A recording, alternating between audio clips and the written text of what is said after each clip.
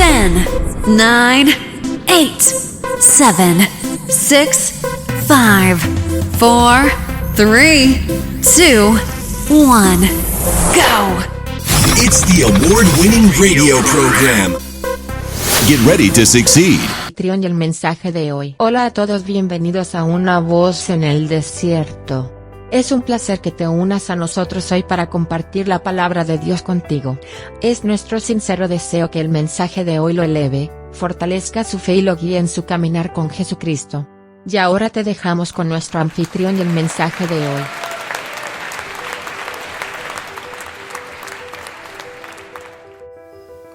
Hola, bienvenido a Una Voz en el Desierto. El título del mensaje de hoy se titula Lo que sucedió en Pentecostés. Recuerda que Juan el Bautista presentó a Jesús como el bautizador en el Espíritu Santo.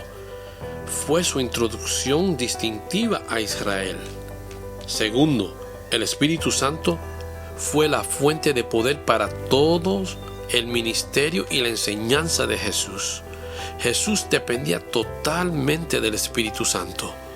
En tercer lugar, Jesús prometió a sus discípulos que cuando Él mismo regresara al cielo, enviaría al Espíritu Santo en su lugar como su representante personal para que fuera su consejero, consolador, ayudante, el llamado junto a ellos para ayudarlos.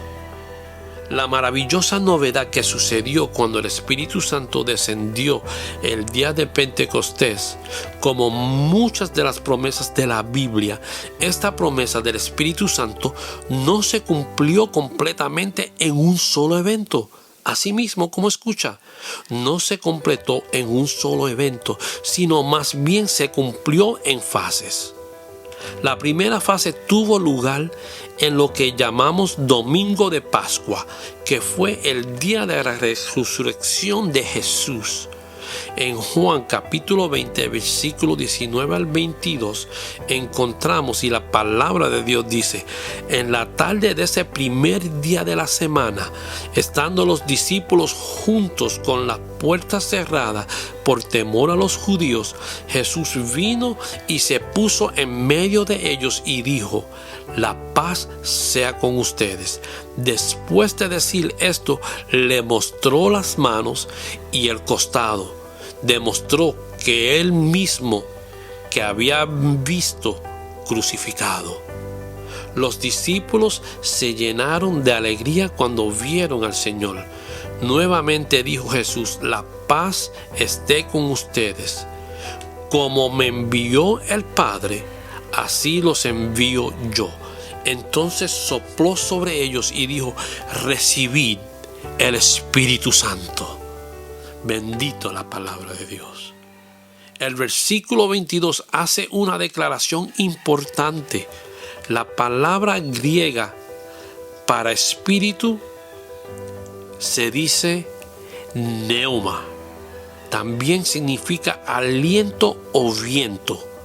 Este acto de soplar sobre ellos estaba relacionado con las palabras que pronunció Jesús. Sopló sobre ellos y dijo: recibid el aliento santo, recibid el Espíritu Santo, el aliento de Dios.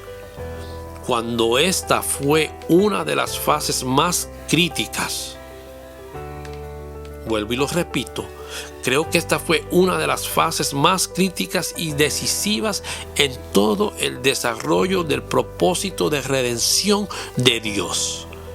¿Qué pasó en este dramático momento?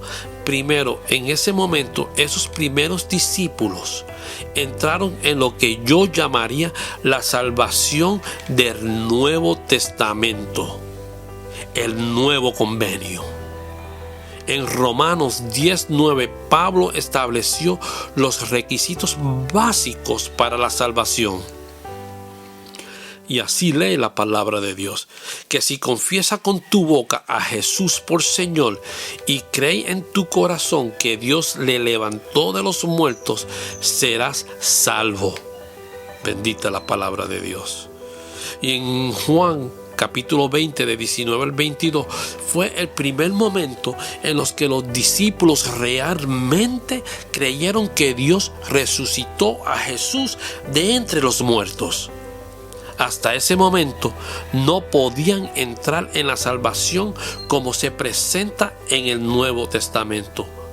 En ese momento, cuando confesaron a Jesús como su Señor y creyeron que Dios lo había resucitado de entre los muertos, fueron salvos con la salvación del nuevo convenio del Nuevo Testamento. Lo segundo que sucedió fue que los discípulos fueron regenerados o nacidos de nuevo, se convirtieron en nuevas creaciones. Cada uno pasó de la vieja creación a la nueva creación a través del aliento de Dios. Para entender esto debemos mirar atrás a la descripción de la creación original del hombre en Génesis capítulo 2 versículo 7, y la palabra de Dios dice: y Jehová formó al hombre del polvo de la tierra y sopló en su nariz aliento de vida, y fue el hombre un ser viviente, o mejor dicho, un alma viviente. La primera creación del hombre tuvo lugar cuando Dios sopló el espíritu de vida, el aliento de vida o el Espíritu Santo. En esa figura de barro creado a la imagen y semejanza de Dios que estaba en el suelo, el aliento de Dios, el Espíritu Santo, inhaló, transformó esa figura de barro en un alma viviente. El pasaje de Juan, sin embargo, habla de la nueva creación descrita por Pablo en 2 de Corintios, capítulo 5, versículo 17. Si alguno está en Cristo, nueva criatura es. Hay un paralelo directo entre la primera creación y la nueva creación. En la nueva creación, Jesús era el Señor y Salvador, resucitado, que ha conquistado el pecado, la muerte, el infierno y Satanás. Habiendo hecho esto, se apareció a sus discípulos y sopló en ellos el aliento de la vida resucitada. Esta era un nuevo tipo de vida, una que había triunfado sobre todas las fuerzas del mal, la muerte y el pecado. A través de esa experiencia, los discípulos salieron del antiguo orden y entraron en la salvación del Nuevo Testamento. En la nueva creación en Cristo, a través del aliento de vida resucitado, recibido de Jesús. Aleluya. Sin embargo, es importante entender que aún después de esta experiencia del domingo de resurrección, aún no había llegado el cumplimiento total de la promesa del Espíritu Santo. Después de la resurrección, Jesús dijo a los discípulos en Lucas capítulo 24 versículo 49, y la palabra de Dios lee y dice: he aquí, yo envío la promesa de mi Padre sobre vosotros, pero vosotros permaneceréis en la ciudad. ¿En qué ciudad estaban? En Jerusalén, hasta que seáis revestidos de poder desde lo alto. Aún más explicativo, o más importante, poco antes de su ascensión al cielo y casi 40 días después del domingo de resurrección, Jesús les dijo: porque Juan bautizó con agua, pero dentro de pocos días seréis bautizados con el Espíritu Santo. Esto lo encuentras en el libro de Hechos, capítulo 1, versículo 5. Por esto vemos que el domingo de resurrección no fue el cumplimiento total de la promesa. Casi todos los teólogos y comentaristas de las Escrituras están de acuerdo en que el cumplimiento final y completo tuvo lugar el día de Pentecostés, que se describe en Hechos capítulo 2, versículo 1 al 4. Por favor, apúntenlo y léanlo. Mediten sobre esa palabra, porque es un hecho muy importante que acaba de ocurrir en el día de Pentecostés. Cuando llegó el día de Pentecostés, estaban todos juntos en un mismo lugar. De repente vino del cielo un estruendo como de un viento recio y llenó toda la casa donde estaban sentados. Vieron lo que parecían ser lenguas de fuego que se separaron y se posaron sobre cada uno de ellos. Todos ellos fueron llenos del Espíritu Santo y comenzaron a hablar en otras lenguas según el Espíritu les permitía. Pentecostés fue la manifestación real y el cumplimiento de la promesa de Dios. El Espíritu Santo descendió del cielo en persona, en forma de un fuerte viento. Llenó a cada uno de ellos individualmente y les dio a cada uno una expresión nueva y sobrenatural en un idioma que nunca habían aprendido.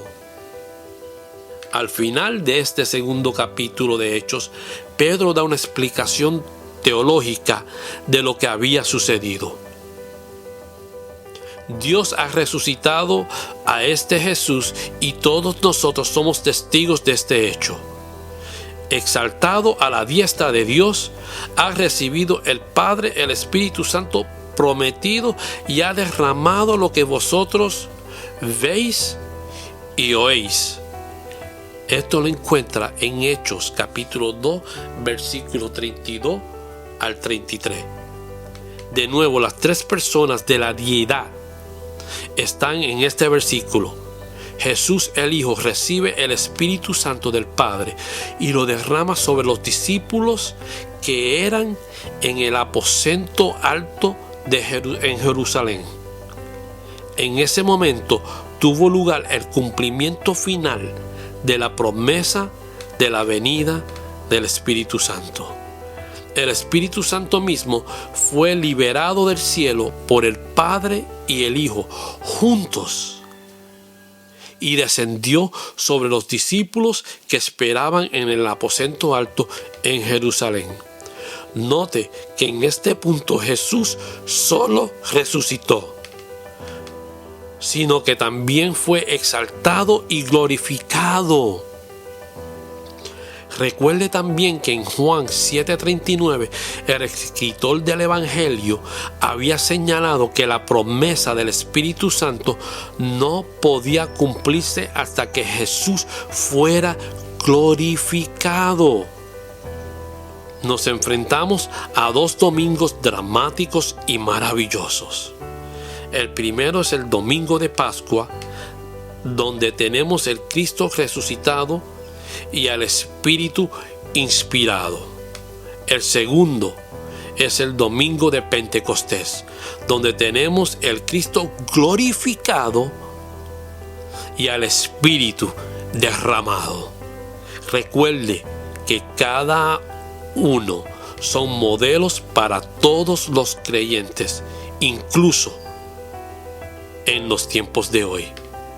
Ahora resumiremos el significado permanente de los eventos que acabamos de examinar en este mensaje. El día de Pentecostés, el Espíritu Santo descendió a la tierra en forma de persona. Él es ahora el representante personal y residente de la deidad en la tierra. Parece ser una ley que no puedo explicar, que solo una persona de la deidad puede residir en la tierra en un momento dado.